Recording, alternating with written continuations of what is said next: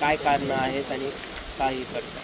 पिंपळाच्या झाडाला आज हे आम्ही उलट्या फेऱ्या मारून पिंपळ पौर्णिमा साजरी करत आहे। त्याचं कारण असं आहे की जे उलट्या फेऱ्या मारणारे जे काही पुरुष आहे, सगळे आम्ही पुरुष, तर आमच्या बायकांनी आम्हाला एवढा त्रास दिलेला आहे आणि आमच्यासाठी उद्या जाऊन वटसावित्री पौर्णिमा आमच्या बायका साजऱ्या करतील आणि त्या वटवृक्षाला साकडे घालतील। तर हाच पुरुष आम्हाला जन्मोजन्मी मिळावा, म्हणजे आम्हाला त्यांना एवढा चांगला बकरा भेटून गेलेला आहे का याच्यासाठी याला एवढा किती छळ करायचा, त्यांची आता जन्मात त्यांची अपेक्षा पूर्ण होणार नाही आहे, परंतु 7 जन्मासाठी सुद्धा असाच मिळावा, म्हणजे मग त्यांना पुढचं काही टेन्शन राहणार नाही।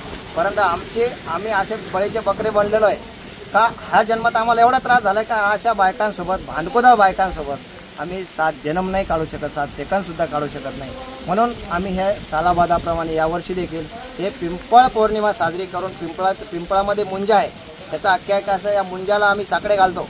हे मुंजा अशा भांडकोदार बायका दिल्यापेक्षा आम्हाला कायमस्वरूपी मुंजा ठेव, जेणेकरून आम्हाला या त्रासातून याच्यातून सुटका होईल आणि याच्यातून आम्हाला सुटका होण्यासाठी जे आमच्यासाठी जे काही 7 फेरे मारून आम्हाला गुंडाळलेलं असेल किंवा आमच्यासाठी जे काही प्रार्थना केली असेल ते आम्ही उलटे 108 फेरे पिंपळाला मारतो आणि सांगतो, साकडे घालतो आणि यमराजाला पण साकडे घालतो। कारण आम्ही 1 दिवस अगोदरच करतो, कारण उद्या जाऊन खोटं नाटक सांगून दिल्यापेक्षा आम्ही आज अलर्ट करतोय, आम्ही जागृत करतो त्यांना हे यमराजा उद्या आमच्या बायका येऊन खोटं नाटक सांगून काहीतरी साकडे घालणे परत आम्हाला अडकवून, म्हणून यांचं ऐकू नको आणि आम्हाला या जातातून मोकळं कर।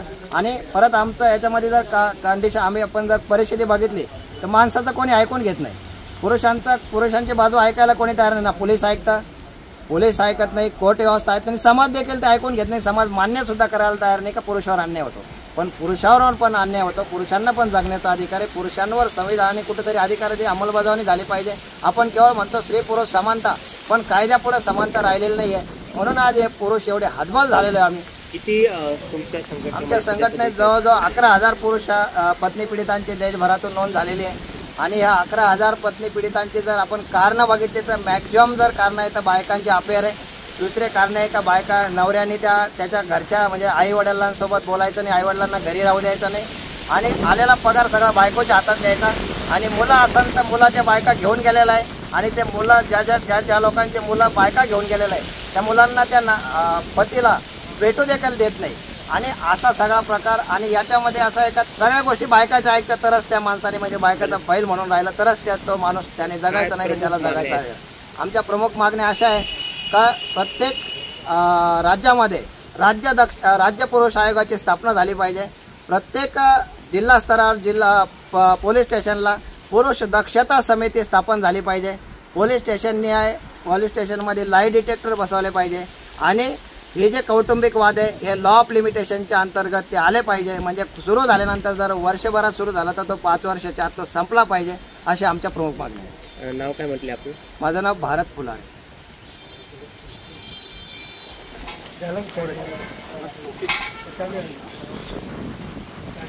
चालू आहे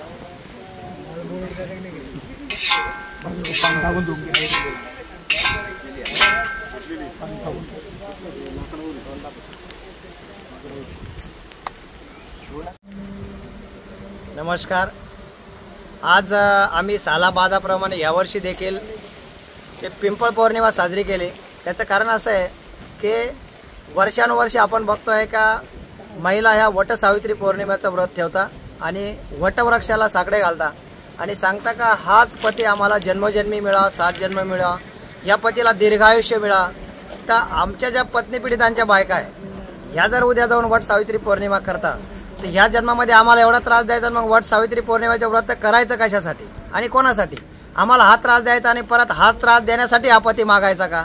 आणि एवढा आमचा म्हणजे असह्य वेदना आम्हाला त्यांनी दिल्या आणि आमच्यासाठी परत उद्या जाऊन जर ती मागणी घालत असेल तर हे खोटारडेपणा आहे। म्हणून आम्ही उद्या यमराज बिझी राहतील, उद्या त्यांच्या मागं खूप मोठे म्हणजे सर्वत्र ठिकाणी जाऊन वटसावित्री पौर्णिमा करून या आमच्या बायका जाऊन साकडे घालतील, म्हणून उद्या बिझी राहतील। त्याच्यासाठी आजच आम्ही यमराजाला साकडे घालतोय, त्या खोटाड्या बायकांचं ऐकू नका, या उद्या तुम्हाला खोटं नाटक सांगून आम्हाला परत याच्यात गुरफटायचा प्रयत्न करतील, आम्हाला दीर्घ आयुष्य मागतील। अरे इथं आम्ही रोज मरतो, सकाळपासून संध्याकाळ झाले त्यानंतर आजचा दिवस संध्याकाळ होईल कशी ते मोठ्या संकटातून आम्ही जातो। मग अशा भांडकुदळ बायकांसोबत 7 जन्म तर काय 7 सेकंद सुद्धा आम्ही राहू शकत नाही।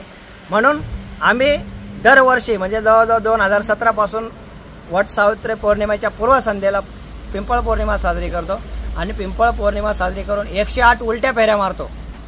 आमच्यासाठी ज्या सोयीच्या फेऱ्या मारलेल्या असन 7 त्याही निघून जावा, आणखी कुठं काही मारले असन त्याही निघून जा आणि कायमस्वरूपी आम्ही अशा झंझटामध्ये गेला ना, अशा भांडकोदळ बायका मिळाल्यापेक्षा आम्हाला देवाने मुंजा जरी ठेवलं तरी चालन, असे आम्ही साकडे मुंजाला आणि यमराजाला घातलेले.